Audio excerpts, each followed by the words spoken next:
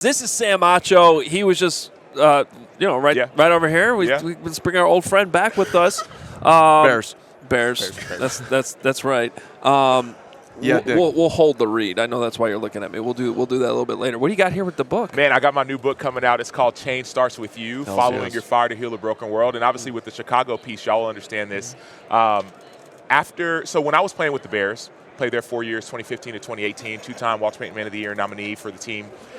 A couple things happened. Number one, remember the Colin Kaepernick situation. Remember the NFL said, man, y'all can't take a knee, boom, boom, boom. And finally they retracted that statement. But they said, hey, if the players are serious about making a change, if anybody is serious about making a change, put your money where your mouth is.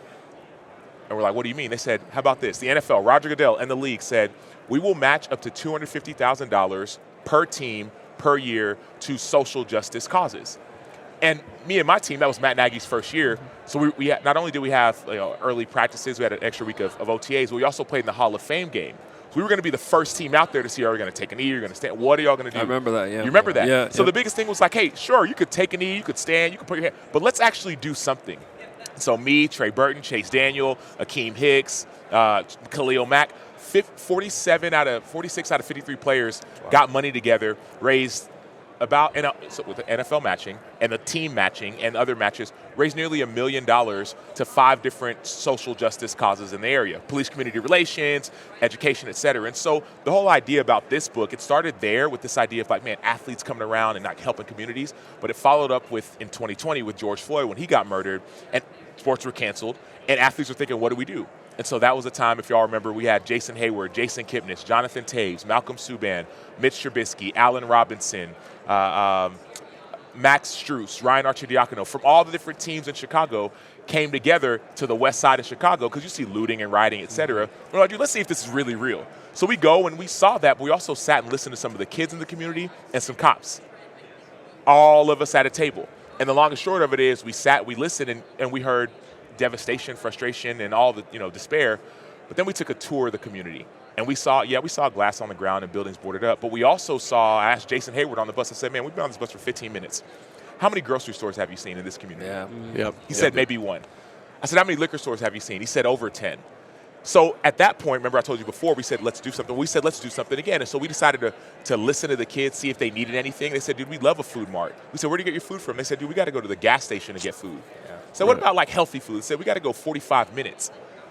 To like not even drive, we got to commute. So yes, we would love a food mart in our community. So we decided, me and Jason, all those guys, raised $500,000, bought a liquor store on the west side of Chicago, and flipped it into a food mart that the kids run and manage. So this book, Change Starts With You, is essentially this idea of like, man, the pain and frustration of people, whether being killed or social injustice, et cetera.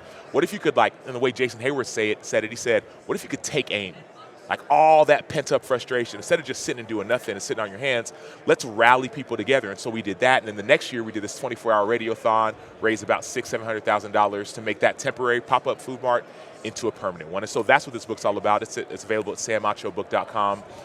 It's available for pre-order right now with some super cool offers, and it officially releases in less than a month, March 7th. Wow. samachobook.com. samachobook.com. samachobook.com. And Heyward, Jason's with the Dodgers now on a minor league invite to spring training, has up to make the team. But he just $35 million facility. Yeah, I was there. So I was there. So that's the thing about So we talk about change starts with you, right? Boom, boom, boom. Like, hey, let's just go and let's just get close. Let's just be curious. What happens if actually, instead of just saying, oh man, these black people or white people or whatever, let's just listen. So we listened, and Jason wrote a huge check for that deal. Then he actually said, you know what? After we raised that money and built that food mart, he went back to the nonprofit and said, hey, what more can I do?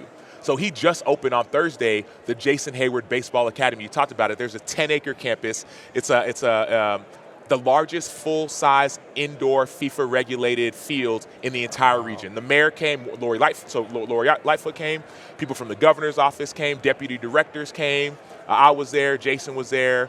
And we opened this deal in the west side, the side that people forget about. So it's got the Chicago Fire. They're involved. They got a training academy they're going to do there. Couple of nonprofits. And so that's the whole idea. Like, And it's not just him. People think, oh, Jason Heyward, you're a great guy. Sam Acho, great guy. No, there's so many athletes that if they just given the opportunity, want to do something. People in media, right? Some of your colleagues at a different station. I don't know if I can say other stations, but different station. 670 The Score. We all know each other. 670 The Score. Danny Parkins. Danny was involved. Did a 24-hour radiothon. Stayed up 24 hours, and we had 5,000 people from Chicago and elsewhere donate money. Got people. I'm not an athlete. I ain't got $1 million, so people donated $128 on average, and to build this food mart. And so now Jason's doing that. There's so much more help going on. His baseball academy, as I mentioned, Chicago Fire's involved with Joe Mansueto, who did that, and I mean it's pretty amazing. I want to ask you one football question since you brought up Matt Nagy. We talked to him on media night the other night, first time he'd spoken, and he talked about how he could have been a better communicator.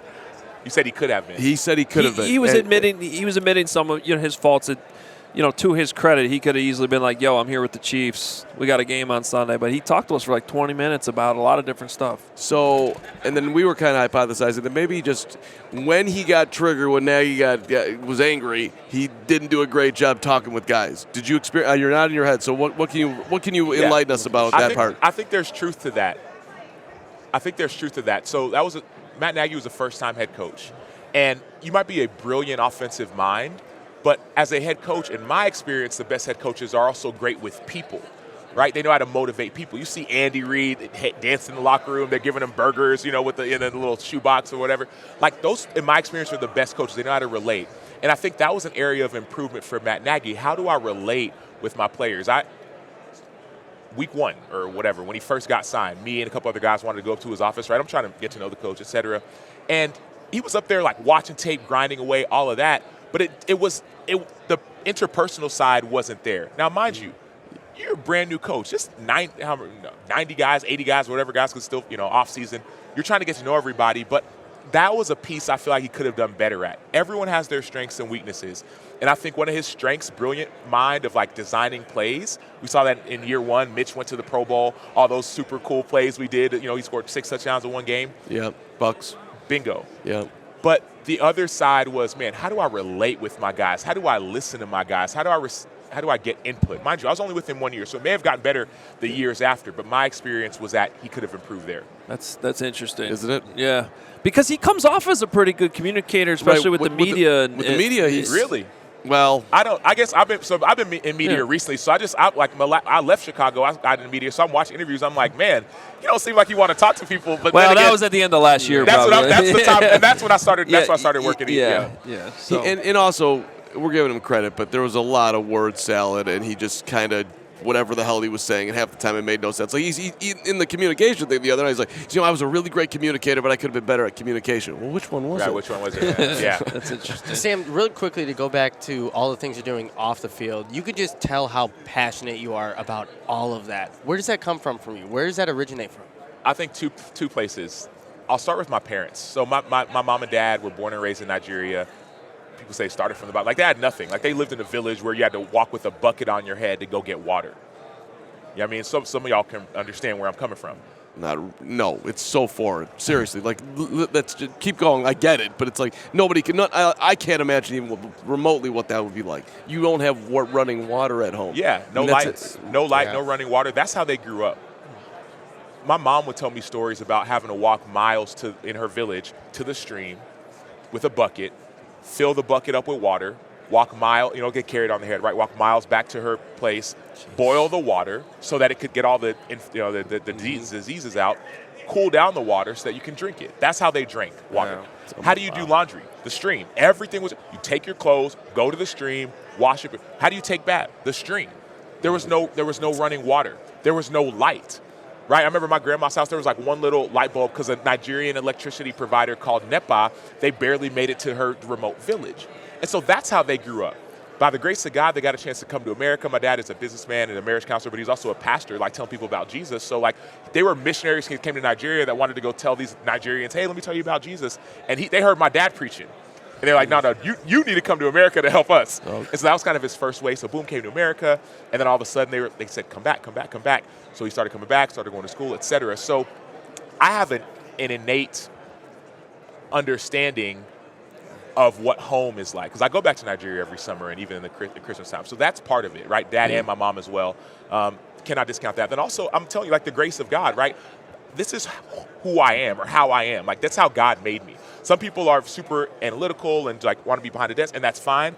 God made me to communicate. I'm a communicator. This is my second book. My first book I actually wrote it as soon as I got released from the Bears.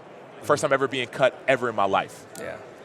And that's when this book came out. What was the first title? It's called Let the World See You, Yeah. How to Be Real in a World Full of Fakes. Mind you, it came from Nagy. So Nagy, not whatever, good communicator or whatever. Be you. Be you. Be you. My last year in Chicago, and mind you, I was a guy, I won the academic Heisman Trophy. I could have gone to, Cambridge and all these schools, but I wanted to go to the NFL. And so I got my MBA from the Thunderbird School of Global Management while I was playing, the #1 international MBA in the world. I didn't tell a soul because I didn't want owners or coaches or anyone to think that I wasn't committed. This is when I was with the Cardinals. And so my point is I was hiding. My last year in Chicago, you take whatever good, bad you want to say about Nagy. My last year in Chicago, he came in and his whole motto for the team was be you. So Kyle Fuller, you love to golf? Dude, golf as much as you want. Just make sure you show up to work on time. Whereas the other coaches would be like, oh, man, this guy golfs too much, right? Josh Bellamy, you like making rap videos? Mm-hmm. We would show Bellamy's, we call him Bezo. We would show Bezo's rap videos in team meetings. Be you. And so I was like, oh, wow, I can be me. So he inspired not in a lot of ways, in many ways, my first book, Let the World See You, How to Be Real in a World Full of Fakes. Because what happened was that year, all of us on the team, we started to be ourselves. And what happened? 12-4, playoffs, double doink. Obviously, we lost out, but 6, 8 guys in the Pro. A lot of guys in the Pro Bowl. Akeem had his best year. Kyle Fuller. I don't know if Danny went to the Pro Bowl that year, but a lot of Pro Bowlers. So and Mitch had his best year. Exactly. So Let the World See You, Be You. And that was the first book, but it started after a little bit of pain and frustration. I tore my pec. I got cut. And then this book is really about, that's a book about, man, the internal, who am I? This book is saying, now that I know who I am, how do I go and live that out, right? How do I use my platform, my voice, my microphone, my money, my time, my ability to, I said, I want to be out there and speak. And some people, they literally just want to go and sit with somebody and just listen. How do I use that gift to change the world? So you can That's planting that flag out there and orienting towards it as often as possible. That's how I hear that, at least. This is who I am, and I'm going to try to be every single day. I'm going to try to get as close to that. When I get lost in the wilderness a little bit, I'm going back to that, which I don't think you get lost too often here, Sam. I think you're pretty on target. But I do. But I'm telling you, and the people always say, check on your strong friends. Bro, it's not I'm passionate, all those things, but man, sometimes I get lonely, and I get sad, and I get frustrated. At others, but also at myself. Man, how come all the stuff I aspire to I don't do? How come I don't talk about my book more? Right? I don't post about my book more. What is it that's keeping me, the subtitle is Following Your Fire to Heal a Broken World. There's a fire inside of me, but I don't always show it. Why? How do I go address some of the stuff that whether happened to me or that I did, I haven't forgiven myself for, to go and follow that fire? So that's what I'm working on. Fear, hurt, a lot going on there that can get in your way. We got a lot of comments watching this. It is resonating with them, man. So really appreciate it. Can I ask you one more football question? Absolutely. Since you were talking about, you were there in 17, 18, Mitch's first 2 years with you guys. I don't know how much of Justin Fields you've consumed, but you were a teammate of Mitch Trubisky's. You saw, that struggle a little bit. You also saw his best season in 18. Is there anything the Bears can learn with how the Mitch Trubisky situation was handled in not making similar mistakes with what they have in Justin Fields, who's clearly a talented guy? Y'all saw this just like I did. Mitch's in his last season, his best games, when did they happen? Towards the end of the season. What happened then? Well, Matt Nagy either gave up play calling or decided to, let me not say it that way, he decided to play to Mitch's strengths. Yeah. Right? He's elusive. He can roll out of the pocket. Don't try and make him into somebody else. And I was saying that as a fan watching, as a friend of Mitch and all these guys. Why are you, just play to his strengths. And all of a sudden the Bears started doing that, and they started being successful. So that was a great lesson. Now I think this year, and the Bears did play to Justin Fields' strengths, right? Most rushing yards, all these things, records. So I don't think you can learn too much from the mistakes they made. I think there's a different lesson that needs to be learned. Y'all get this more than I do. Y'all are in it, in the trenches. But he needs weapons. And it's not a secret, right? He needs weapons. The Bears paid their specialists, receivers, running backs, whatever, lower than anybody else in the league this last year. Well, now what happens? They have more cap space than everybody else. And I've talked to Ryan Poles. He's like, we're going to be aggressive. I talked to him I spoke to the team, not to the players, but to the staff, the ownership, and senior vice presidents, et cetera, a few months ago. I got a chance to talk with Ryan Poles. And Bears are going to be aggressive this offseason. There's no doubt about it. And so my hope is that they would do like Jacksonville did in the offseason. They spent a ton. Yeah. But you saw it pay off, went to the playoffs. And they were not getting a lot of love at the time, too. A lot of people thought they were good. They were crazy. Good. But what did they do? I thought they were crazy. But what did they do? They turned it around. And then all of a sudden you go in the draft. Yeah. And all of a sudden you get, I believe in Poles and Ian Cunningham, their decision-making, get guys in the draft. All of a sudden, we all know this, the tides are changing in the NFC North at least. Yes, definitely. Right? Aaron Rodgers may or may not be there, and even if he is, this last year you struggled.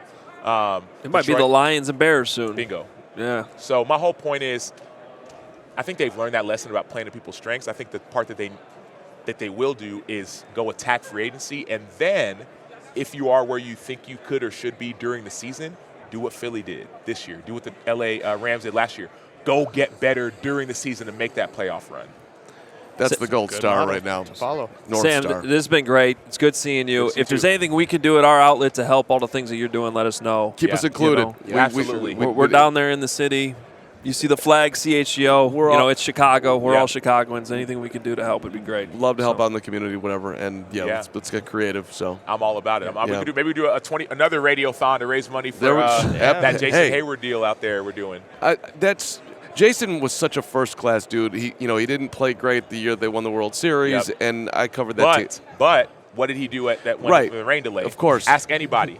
And I wrote about that in my book, too. Ask anybody. I wrote about that. Yeah. What happened during that was the lightning delay or whatever? He brought him into the workout room, and he brought them together. This is the team that we've been all season long. They were all down. He changed the whole narrative. They went out, and they won the World Series and ended a 108-year drought. And people will complain and people say, Heyward was a terrible free agent signing. He was the greatest free agent signing in the history of the franchise. I don't care. $180 million. He was worth $1.8 trillion for getting that off of the incredible monkey that was on the Cubs back then, and he had his part. Leadership, you cannot downplay it. And that's all I will say. You cannot downplay it. Especially in that moment. I mean, they were. That's why there's no chance in hell I would trade Justin Fields, because he seems to have that leadership that the They're Bears not learn. trading Justin No, I Fields. know. That stuff. We got a couple people in here that said they already pre-ordered your book. Let's go. all right. SamAchoBook.com. Pre-order right now. You'll get it for some. Long story short, I think y'all will love the message. Straight up. Like, what you're hearing from me on this microphone is what's in this book.